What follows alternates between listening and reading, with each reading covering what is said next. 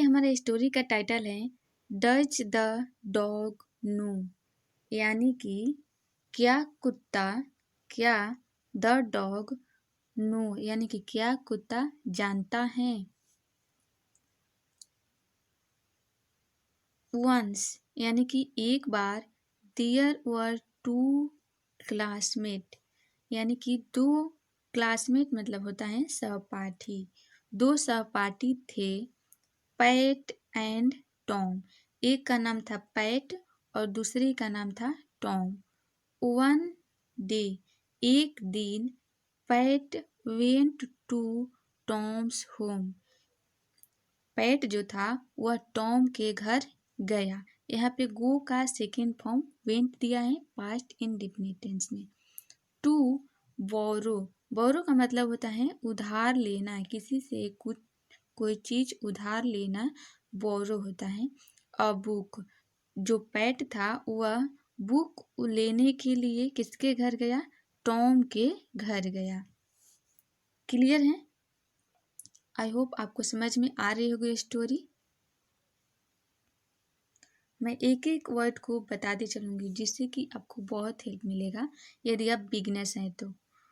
On the entrance, entrance का मतलब होता है प्रवेश द्वार, यानी कि प्रवेश द्वार पर। ही फाउंड, यहाँ पे फाउंड दिया है, फाइंड का सेकेंड फॉर्म, फाइंड का मतलब होता है पाना, यहाँ पे सेकेंड फॉर्म यानी कि पाया। और डॉग एक कुत्ता, स्टैंडिंग खड़ा, यानी कि उसने एक खड़ा कुत्ता पाया।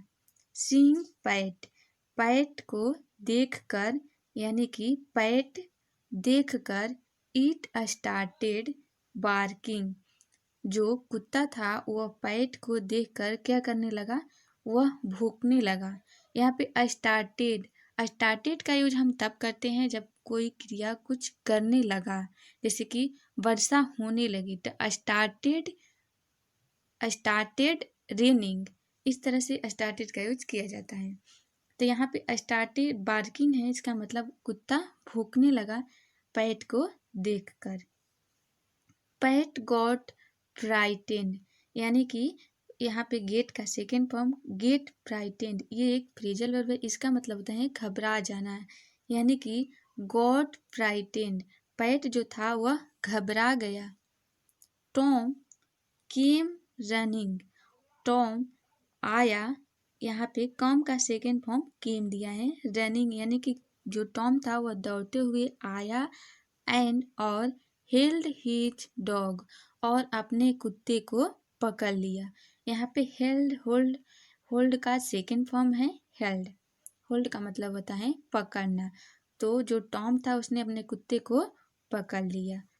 PAT was still breathing heavily, यानी कि जो पैट था वह अभी भी ब्रीथिंग सांसें ले रहा था, हेवली यानी कि लंबी लंबी सांसें, हेवली भारी भारी, यानी लंबी, हेवी का मतलब होता है भारी, लेकिन यहाँ पे वह अभी भी लंबी लंबी सांसें ले रहा था।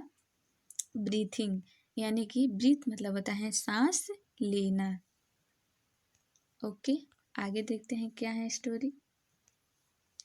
एट दिस, इसी पर, टॉम से, टॉम ने कहा, पैट डॉग्स यानी कि कुत्ते, बार्क सॉरी बार्क है, बार्क्स नहीं है, हु बार्क, पैट यानी कि टॉम ने कहा कि पैट डॉग्स यानी कि कुत्ते, हु बार्क जो भौंकता है, नेवर बाइट वह कभी नहीं काटता।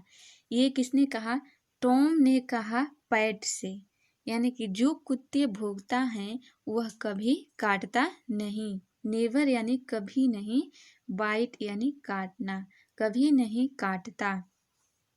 पैट सेड, पैट ने कहा, यू एंड आई यानी कि आप और मैं, नो जानते हैं, दिस प्रोवर्ब, प्रोवर्ब का मतलब होता है कहावत, यानी कि ये कहावतें आप और मैं जानता हूँ या जानते हैं, लेकिन लेकिन दिस डॉग डजंट नो, लेकिन यह कुत्ता नहीं जानता। बोथ द फ्रेंड्स यानी कि दोनों मित्र लाफ्ड हार्टली, हार्टली हार्ट का मतलब दिल, हार्टली यानी दिल से हंसने लगे। यहाँ पे लाफ का सेकेंड फॉर्म लाफ्ट दिया है जिसका मतलब हंसने लगे और ये पास्ट इंडेफिनिट टेंस है। तो उम्मीद है आपको ये स्टोरी समझ आई होंगी। इस तरह से आपको एक एक वर्ड की मीनिंग कोई भी नहीं बता सकता, केवल घर में ही कोई बता सकता है या पे यूट्यूब पे भी आजकल बताया जा रहा है, जो कि आपके लिए बहुत हेल्पफुल है, जो बिगिनर्स हैं उनके लिए, क्योंकि इसमें सिंपल सिंपल वर्ड का यूज किया गया है और सिंपल सिंपल सेंटेंसेज जो बिगिनर्स है उनको बहुत ही बढ़िया से समझ में आएगा कि कौन से सेंटेंस और वर्ब का क्या अर्थ होगा, कौन से वर्ड का और सेंटेंस का क्या अर्थ होगा। तो that's all for today. Thank you for watching. Keep practising, keep learning and have fun.